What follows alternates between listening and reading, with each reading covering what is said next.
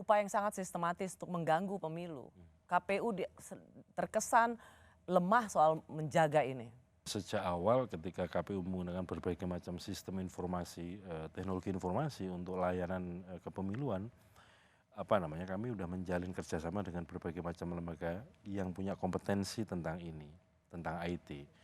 Dan situasi ini kan tentu kami melakukan perbaikan-perbaikan di dalam diri KPU sendiri setelah mengetahui titik lemahnya ada di mana.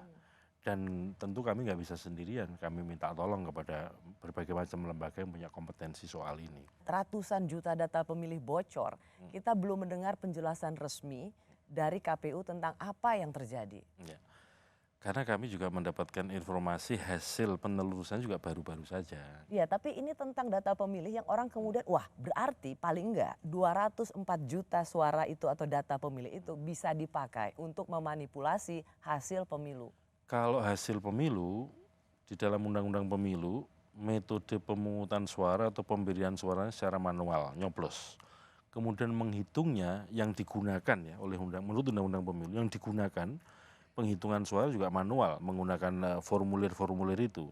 Rekapitulasi tingkat berikutnya, baik itu kecamatan, KPU kabupaten, provinsi maupun pusat juga secara manual. Yang digunakan untuk dianggap legal itu. Sampai saat ini kita tidak melihat adanya pernyataan KPU yang mau bertanggung jawab dan mau membereskan soal ratusan juta suara ini. Tentu kami bertanggung jawab karena katakanlah sebagai pemangku data, terutama data pemilih, ini menjadi ruang lingkup tanggung jawab KPU. Namun demikian, untuk menyampaikan kepada publik kan KPU harus firm dulu terhadap situasi yang dihadapi ini. Dan kemudian langkah strategis apa supaya kemudian ketika KPU tampil ke publik menyampaikan informasi perkembangan ini, katakanlah supaya final yang disampaikan. Bukan sesuatu yang kemudian memulai sesuatu yang belum jelas. Sebaiknya KPU nanti akan menyampaikan, sekali menyampaikan situasi yang sudah firm, yang sudah jelas situasi yang dihadapi KPU dan langkah-langkah yang akan ditempuh KPU ketika menghadapi situasi dugaan kebocoran data pemilih ini. Kita bicara hari ini 7 Desember, Pak Ketua. Kira-kira kapan timeline atau waktu yang Bapak berikan bersama komisioner lain untuk memberikan penjelasan soal ratusan juta data pemilih yang bocor ini?